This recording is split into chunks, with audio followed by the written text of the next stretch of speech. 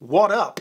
So last year, Rick Beato released a video titled Why Today's Music is So Boring, the Regression of Musical Innovation. Since then, there have been a number of responses to that video by other YouTubers, complaining in one way or another about what Rick had to say. So today, I'm going to add my 2 cents to the conversation and try to draw some kind of conclusion as to whether or not today's music is in fact boring. At the conclusion of this video, I'm going to perform an interesting experiment, so make sure that you hang around till the end. Now firstly, if you aren't familiar with Rick Beato, he is a big YouTuber who makes videos about music. He's got a large following and he self-identifies as a baby boomer and tends to favour music from the 70s through to the 90s. He was also a music producer and has a lot of contacts in the music industry. Rick was accused of being an old man shouts at cloud when he made this video. So were his detractors correct? Is modern music just as interesting as music from the 70s, 80s and 90s? Or is Rick right? Is today's music boring? I'm going to compare comments that Rick made in his video with comments from a younger YouTuber by the name of 12 Tone. So what did Rick have to say? Well, here's a few key points. This. A lot of people are like, oh, Rick just likes, complex songs or whatever. But that is true actually, but no. I mean, right in the intro is more complicated than anything on the radio today. And that we haven't even gotten to the melody yet. You can take any Nirvana song, pretty much any grunge song is way more complicated than anything that's on the radio today. Anything that is chromatic or out of key, that changes key, forces you to come up with a more interesting melody that doesn't sound like 5 other songs. The reason that these songs, like this Jonas Brother thing, sounds like 5 other songs is because they're not doing anything that people weren't doing. They're just writing the most basic nursery rhyme melodies. I'm just trying to explain why it's so boring to people. And typically the people that say it's boring are people that are older, that have been fed a diet of much more, a rich diet of nutritious songs, okay? And then we're just kind of eating Fruit Loops now. Because we are really living in the era of, it's a regression of musical innovation. And it doesn't have to be. This should be the most, the best time ever right now, right? We've got all these learning aids. You got YouTube to teach people how to play everything the right way. Rick likes complicated songs, so a big part of his argument was really about how complex older songs are as compared to modern songs. He says that most songs from today use a 4-1-6-5 or 4-1-5 progression, and that most songs today use a pentatonic scale to derive their melody. It certainly follows that if so many artists are only using extremely simple chord progressions and scales to create melodies, that a lot of songs are going to sound very similar to one another. So from this perspective, I have to wholeheartedly agree with Rick. But let's be clear, he is only using a small sample pool from the top of the charts to glean this information. He does talk briefly about modern heavy metal and claims that many of the songs use the same riffs.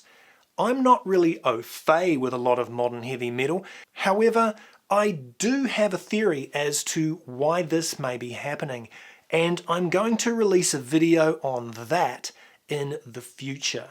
So if Rick is correct, that means that we are heading towards this. Oh, what a relief! This is the most popular station in town. Wall-to-wall mini-tunes. You call them commercials. Here's that classic you've all been waiting for. The #1 request of the day. Armor hot dog. Kids eat Armor hot dog. Oh, wow. This is my fave. Skinny kids, kids who climb on rocks, tall kids, sissy kids, Even kids with chicken pox love hot dogs. Armor hot dogs. The dogs kids love to buy. If music is stripped of its complexity too much, society's tastes could eventually be whittled down to this kind of trivial tiny tunes. And Rick alludes to this. You got all these super virtuosos out there that have no gigs, right? Because people are consuming, the people don't want to hear that super virtuoso music because their ears are just attuned to 4 chords in a major key.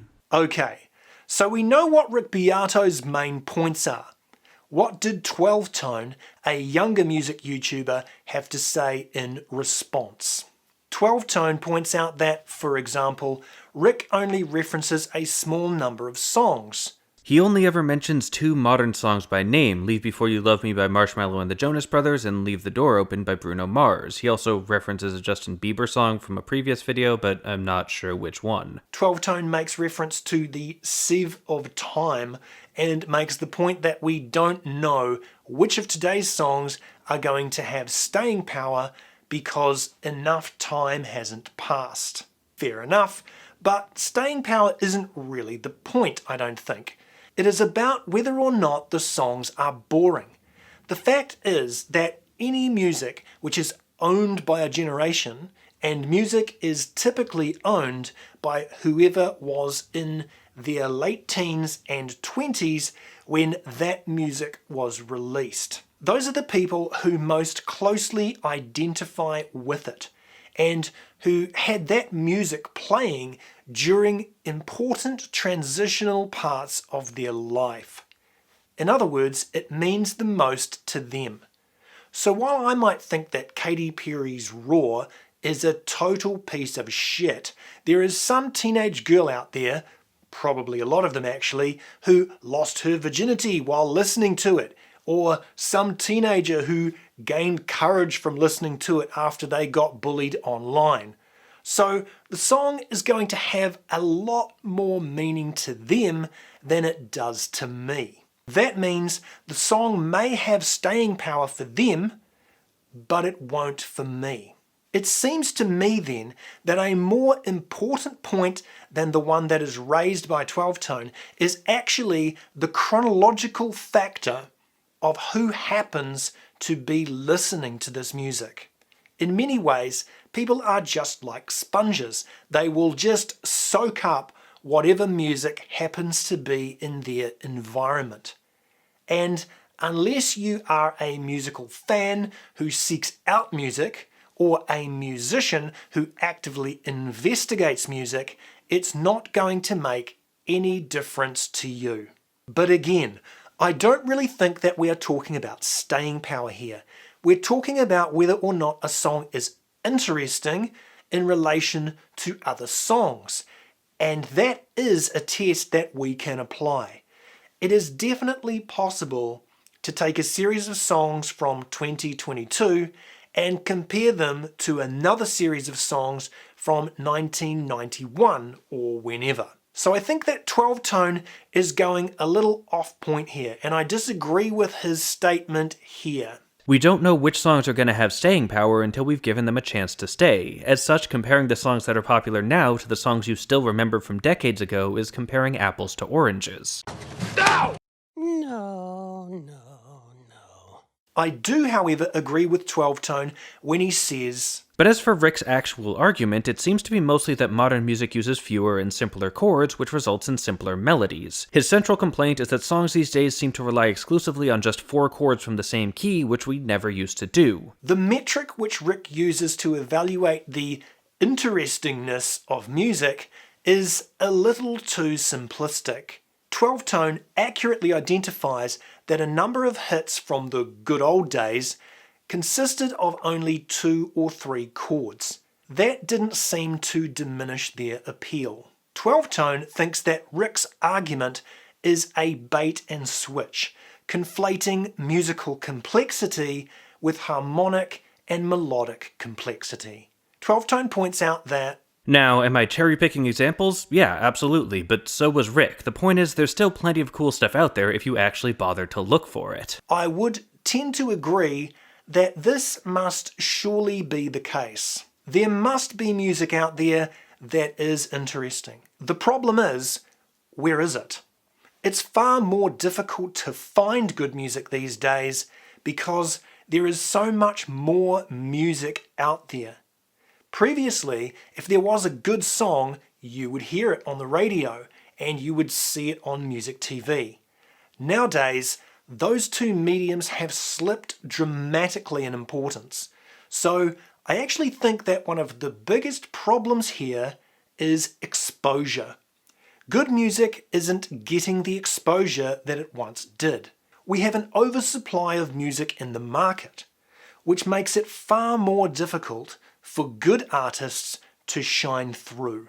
I did think that 12 Tone's comparison of jazz from the 40s with the songs that Rick presented in his video was very interesting. Harmonically speaking, most of the old songs Rick mentioned are dead simple compared to what artists like John Coltrane and Thelonious Monk were doing decades earlier. Does it mean that music is just deteriorating in complexity from year to year? And are we ultimately going to end up with a public that can only tolerate mini tunes? The dogs, kids, love to bite. It makes me shiver to think about it. 12 Tone also makes another good point about complexity, which is, and I'm paraphrasing here, that if complexity always made things better, the best artists around would be progressive jazz and rock bands. So there is a middle ground at the very least, in which we would like enough complexity to make a song interesting, but not so much complexity that the audience loses its grasp on the song. Possibly his best point is made here. Making music that other people can relate to is a balancing act between complexity and familiarity. In order for your audience to care that you broke their expectations, you've got to give them something to expect. And this is my ethos for making music. I like to make unusual music which has the element of surprise, but I'm aware that there have to be familiar elements so that the audience can accept it. In fact, I would say that it primarily has to be familiar elements with just a dash of surprise. But here we are regressing into definitions about what comprises complexity. There is also another good point that 12 Tone makes here, which is He has a theoretical preference for complexity, but apparently not an aesthetic one. And that's the danger of applying music theory carelessly. It's easy to convince yourself that things you like are bad, not because there's anything wrong with them, but because they don't play by the rules we made up. music theory, and specifically being a music snob, can provide a psychological barrier to what we simply, unthinkingly like about music. I can relate to this because when I was younger and studying to be a professional musician, I was a guitar snob. I was trying to emulate the phenomenal complexity of guitarists like Joe Satriani, Steve Vai, and Eric Johnson. This is why I initially hated grunge music. It stood against everything that I was training for. I considered it like Neanderthal music, and it was compared to what I was playing at the time. But that doesn't mean that it wasn't good. This is the difficulty that musicians who operate at a high level of music theory and knowledge can be confronted with. They start to judge music based upon music theory and their own abilities, which are usually higher than what is presented in modern popular songs. But this misses one of the biggest points in music. You have to write music for your audience. So in a sense, a really good musician has to dumb it down when they're writing music for their audience. That's a harsh way of phrasing it, but the principle is in there. The last point that I'll mention from 12 Tone is this. We live in a golden age of music accessibility, but if all you're doing is looking at top 10 lists, you're missing out on all sorts of interesting stuff going on just beneath the surface. I think that this is perhaps the most significant point made in regards to Rick's video. Sample size. First, I do want to emphasize one point, and that is that Rick Beato's sample size is way too small. If you're simply using the top 10 hits from Spotify as your metric to evaluate all of modern music, I think that it's unreasonable. In order to accurately evaluate whether or not in fact it is true that modern music is boring, we need a sample from hundreds, if not thousands of songs from a variety of genres of music. There is also a truism at work in here. Ever since the advent of MTV, the pop charts have been the realm of music which appeals to 12-year-olds. These top 10 and top 20 chart lists aren't necessarily representative of what adults are listening to. And as people's tastes change over time, we typically transition from just listening to what is presented to us on the radio or MTV or Spotify charts and graduate to listening to music which is alternative, heavy, dance-oriented, and so on. Rick Beato is passionate about what he does and has a genuine interest in seeing music become more than what he currently sees it as. But has he made a reasonable and accurate evaluation about modern music? The next thing that I want to mention is that Rick Beato accused all modern music of being boring, but only used pop songs as his examples. He does briefly talk about modern heavy metal bands reusing riffs, but his antagonism definitely seems focused at the pop charts. However, it's not fair to only talk about modern music as related to the pop charts. The pop charts only represent a very small amount of the music which gets released. Perhaps he should have titled it "Why Today's Pop Chart Music is So Boring," but that's not nearly as clickbaity or catchy a title. Now, I have no idea whether or not Rick was simply using a clickbait style title to get more views. Maybe, maybe not.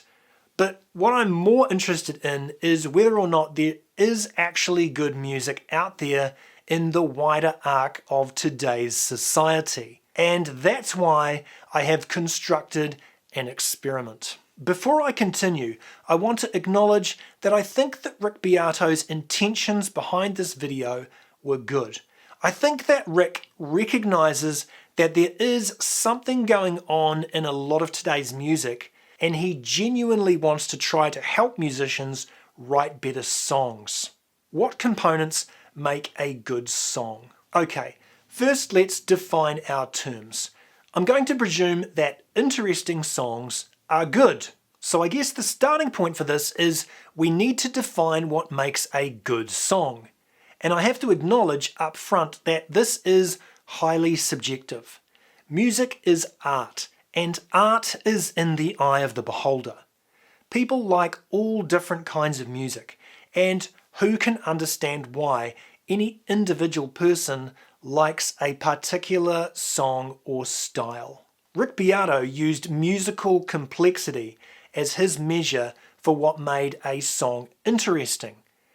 I get what he was talking about. Complexity can create a lot of interest in a song. But as 12 Tone pointed out, songs can still be good if they aren't musically complex. Unlike Rick, I'm not going to suggest that it is the complexity of the song or the number of chords or harmonies that make a song better. I think it's more complicated than that. There are a whole pantheon of factors that make songs great, so I'm going to try and create a more inclusive list of features that can make a song interesting. Let's start with lyrics. Most people, especially non-musicians, tend to focus a lot on the singing and lyrics of a song. Lyrically, the first thing that can make a song interesting is its hook. Everybody knows this. This is the catchy part of the song that we tend to sing along to and which sticks in our heads. Beyond that though, and I think what makes a song more great, is whether or not lyrically the song has power and emotion. How do the words make you feel? When you read the lyrics on the record insert, which used to actually be a thing before streaming, do they inspire and impress you? Musical lyrics should have a poetic quality. You doing some reading there? Yes, well, you know, I turn to poetry when matters of the heart weigh heavily on me. If you're happy and you know it, then your face will surely show it. If you're happy and you know it, clap your hands. Anonymous. The final thing that I want to explore when it comes to the words of a song is the vocal delivery. This is the singing quality, but I don't mean this in the way that you might find Simon Cowell talking about it on one of those stupid talent show contests that they have on TV. A singer doesn't have to be a great singer in order to deliver a great vocal. It depends if the lyrics and melody of the song are a good fit for the vocalist. I'll give you an example. James Hetfield is a pretty rat shit singer. Apologies, James, if you're watching. But let's be honest, if James Hetfield went on America's Got Talent, he wouldn't probably get past the first round. But just try and tell me that James's vocal style isn't perfect for their genre of music. And that's what I'm getting at here. The emotion and the delivery of the vocals fits the songs that they do. Let's move on to instrumentation.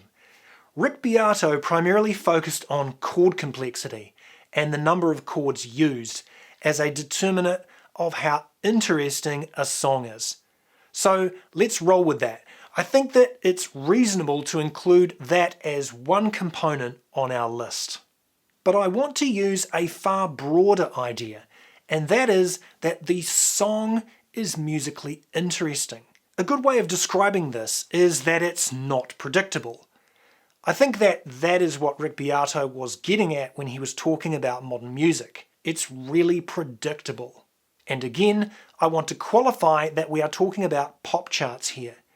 A song becomes interesting when there is something unexpected going on. This can be through the use of unusual instruments, unusual chord choices, key changes, tempo changes, or introducing sections that are completely unexpected. The next component that can make a song interesting is dynamics. Songs which are musically dynamic have a broad range between the impact of notes. This can mean that they go from quiet to loud, or from notes which have low attack to high attack. Think of many songs by the Pixies or Nirvana. They transition from quiet sections into very loud sections. Now a little more esoteric idea. Juxtaposition. If you're not familiar with this term, it refers to an act or instance of placing close together or side by side, especially for comparison or contrast. In the context of music, it usually gets used in reference to musical sections which strongly contrast one another. This can come about in a variety of ways. It may mean that a song has powerful variation in transitions from one section to another. It can also refer to the instrument choices made. Think about something like any of the songs off Walking Wounded by Everything But the Girl. They use hip-hop style beats juxtaposed against the smooth, silky voice of Tracy Thorn. These juxtaposed elements create musical interest. Okay, this is the big one, and the one that I am not seeing a lot of in today's music. I'm talking about originality. Now, a song doesn't have to be original to be interesting, but being original is a surefire way to make a song interesting. Musical originality comes from breaking down barriers in your mind as a musician. It's when you take the fetters off and realize that there are no rules. You can experiment with whatever you want. This is how the truly great music of the 80s and 90s was made, and it's how musical styles are born. Why haven't we seen any new musical styles in the last 15 to 20 years? I think you'll find the answer in here. In order to be original, an artist has to be unafraid. They have to not give a shit. If you're really worried about the number of likes you're going to get on Instagram or how many people are going to follow you, then you don't have the right mindset for originality. And music without originality has no place to grow. I'll leave it at that. The next aspect I'm going to talk about is emotional intensity. This can come across in a number of ways, but one of those ways is honesty. When an artist sings or plays a song that is based on genuine experiences that they really feel, there is a naked honesty that just can't be faked. Delivering a song with both musical and vocal intensity creates interest. Okay, so there are doubtless other things that could be added to this list, but I'll stop there. So, here's where I put my cards on the table. I think that to a degree here, poor old Rick is being caught off guard. I don't think that his original intention was to lay out a thesis-level argument about what makes modern music so boring. And I think that 12-tone may be slightly taking advantage of that fact and using it to ambush him.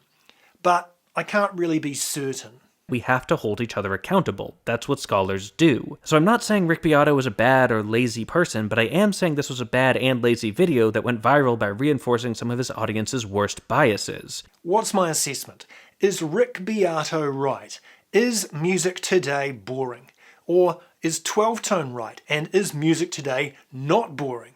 And my answer is, well, it depends. At the moment, I would say that without a doubt, popular music, that is chart-topping pop music, is boring. But I can't make that assessment for all modern music. There's so much modern music that I haven't heard, and I don't go out actively looking for new music all that often, because frankly I'm too busy writing my own. I can also acknowledge that some of the new bands that I have discovered, particularly in the synthwave and darkwave arenas, are really good, and I think they are writing really great songs. One could argue that they are simply using a formula from the 1980s in order to do so, but nonetheless the songs are good. So even though I think that Rick Beato used a fairly poor example to make his point, I agree with him. At this point in time, my actual conclusion would be that, at least when it comes to the pop charts, music is more boring today. But I'm open-minded, and I'm willing to change my view if presented with appropriate evidence. And that's why I want to pose a challenge. It's not even a challenge really, it's an experiment. If you're a fan of modern pop music, then this challenge is for you. I've said that I think modern pop music is boring, but I'm sure there must be something good out there. So I want you to prove me wrong. Hell, I hope to be proved wrong. I hope that you can show me some great pop music that's being made today to restore my hope in the future of music. So here's what I propose. I'm going to suggest 10 good songs from the 90s. I was originally going to do it from the 80s and 90s, but quite frankly, there's so much good music from that era that I had to put some restrictions on it. And I've created some pretty limiting criteria for myself. Firstly, the songs I've picked can only be from the 90s. Secondly, I've picked just pop songs. There are a couple of Britpop tracks in there, but it's all music that you could hear on the radio or MTV at the time. Thirdly, I've only picked songs made by British bands. And lastly, no song that I picked charted higher than number 10 on the UK singles charts. A lot of the songs, in fact, didn't even chart at all. And I've actively kept away from any massive hits or songs that have gone on to be classics. The songs that I've chosen, I've picked to represent what a lot of the good music in the 90s was like. Here's the experiment. I want you to listen to the songs on my list. I've provided links to all of them below. And then I want you to go out and find pop songs from 2015 onwards that you think are as good as or better than these songs.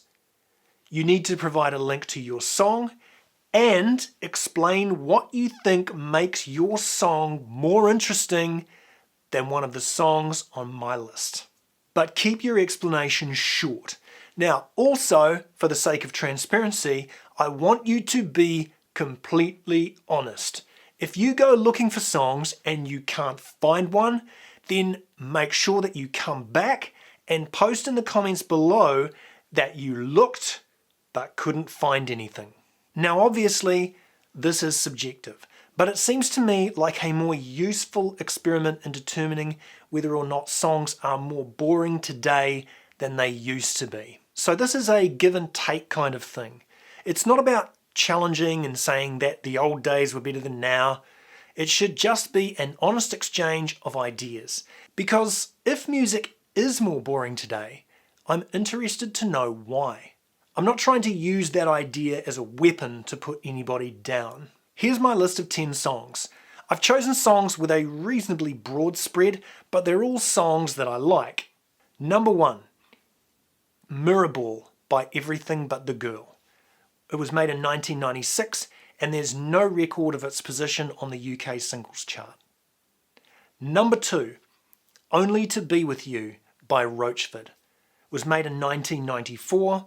The album peaked at number 25 on the UK albums chart. Number 3, Just by Radiohead. It was released in 1995 and it peaked at number 31 on the UK singles chart. Number 4, Linger by the Cranberries. Released in 1993, it peaked at number 14 on the UK singles chart. Number 5, By the Sea by Suede. Released in 1996, there's no record of its position on the UK singles chart. Number 6, Ready to Go by Republica. It was released in 96, it peaked at number 13 on the UK singles chart. Number 7, Only You by Portishead. Released in 1997, it peaked at number 35 on the UK singles chart. Number 8, Live Forever by Oasis. Released in 94, it peaked at number 10 on the UK singles chart. Number 9, Spin Spin Sugar by the Sneaker Pimps. It was released in 96 and the album peaked at number 27 on the UK albums chart. And lastly, number 10, Connected by the Stereo MCs, which was released in 1992 and it peaked at number 18 on the UK singles chart. So, you know what to do. Go and find some pop songs that are better than these, which were released between 2015 and now. Check to make sure that the song is not a cover of an older song, or that it's not released by an older band. They should be released by relatively new bands. Put your link in the comments below and describe why you think that that song is so frickin' awesome. I'm looking forward to listening to your suggestions. But make no mistake, if you put crap songs up, I'm going to let you know. And please feel free to comment on other people's song suggestions to let me know if you like them or hate them. No judgment and keep it seemly, but feel free to say love it, like it, don't like it, or hate it. Or you can give it a rating out of 10. Stay classy.